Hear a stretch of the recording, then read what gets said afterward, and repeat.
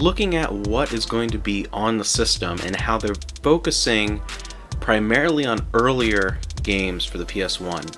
There are a couple games on there that came out, depending on what region you were, as far as time frame, late 97, early 98, but the majority of games that are on there are fairly early, 95, 96, and a handful of, again, 97, 98, but mostly 95, 96, and games that were fairly prominent in some form or another in the first few years of the system. Things like getting Twisted Metal 1 instead of 2, showing Battle Arena Toshinden, the first Resident Evil.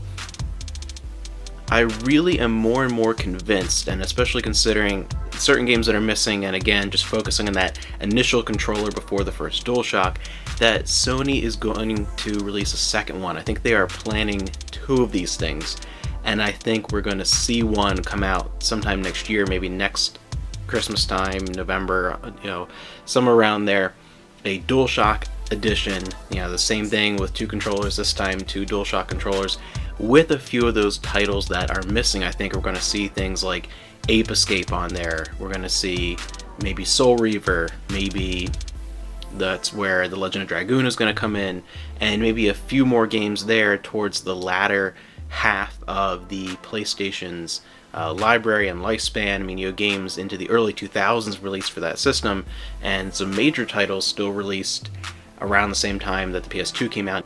So I really think we're going to see a second one of these come out with the DualShock controllers and with a few of these games that people have been clamoring for, and I really think we'll see that next year. It could be pretty exciting.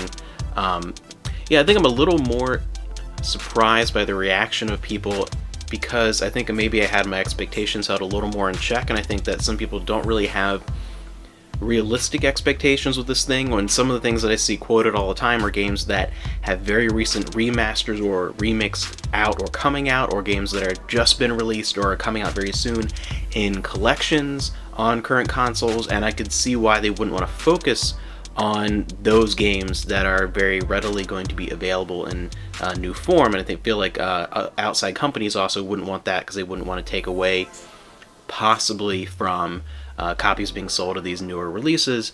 And then other things where I think a lot of people are quoting games they really wanted to be on it that would be a logistical nightmare, as far as games that feature different brands of products, or games that feature people's likenesses from the mid to late 90s, that maybe there could be issues there.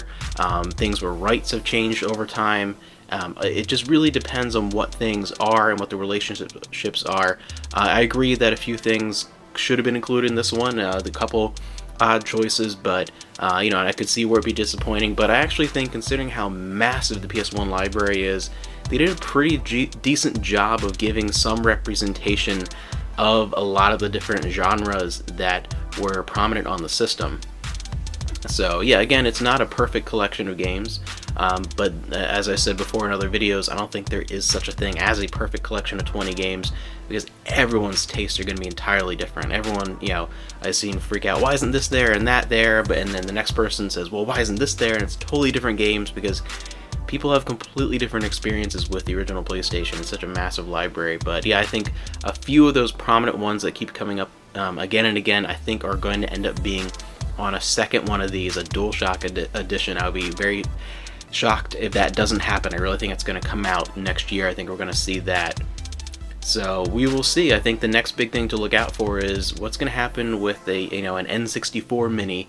If that is actually happening, I think that without a deal with Microsoft and those Rare games, I feel like that's going to be kind of a dud. I feel like I wouldn't be interested at all for just the handful of games that might be on there. Because again, with these consoles, there are things where I already have all the physical original copies of these. It's got to be something, just kind of an interesting, fun little package. And I think, I'm in the minority maybe, but I feel like this PS1 Classic accomplishes that. It depends on what you like. I think it has a good general plug-and-play, interesting selection of a variety of PS1 titles. And, $100, I think it's, depending on your taste, it could be worth it. If you're, we're buying each one of these digitally. I'm not talking about, emulating or getting them free in some form, but if you were, purchasing these, $4 or $5 a piece digitally, you're looking at around the same price. And then you know, I have this cool little mini collectible thing, which not everyone cares about, but I think that's cool. That's kind of a big reason why I want it, to have that. And then, you know, if you were going to go around and find some of these physically, I wish I lived in this, you know, magical land of good deals that some people seem to live in, talking about you can go out and grab a PS1 and a memory card and 2 controllers and half these games for $20. The hell are you talking about? I don't know where you live, but even a, you know, a half decent quality, you know, in good shape, you know, not too terribly beat up PS1, you know, with 2 controllers and a memory card, I think you're pretty lucky to find that under 40. You know, maybe find it a little bit cheaper online, but then end up paying shipping. You know, last time I've seen 2 PS1s in the past, I don't know, 5 to 8 years ever at thrift stores. And last one I saw was like $40 they wanted for it. Another one was like 15 or 20. That's, you know, pretty rare depending on where you are. And then some of these games, that copy of Persona, even with the bad, you know, butchered translation and Americanization of that script for the original PS1, that game I've seen go over 100 plenty of times.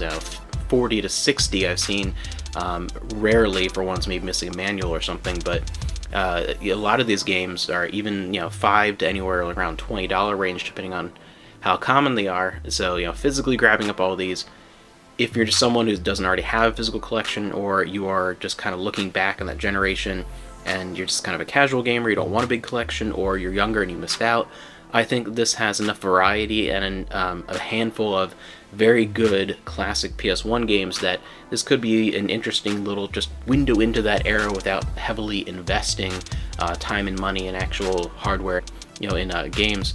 So I think that this is good for the right type of person, and someone who's in my boat where I already have all this stuff.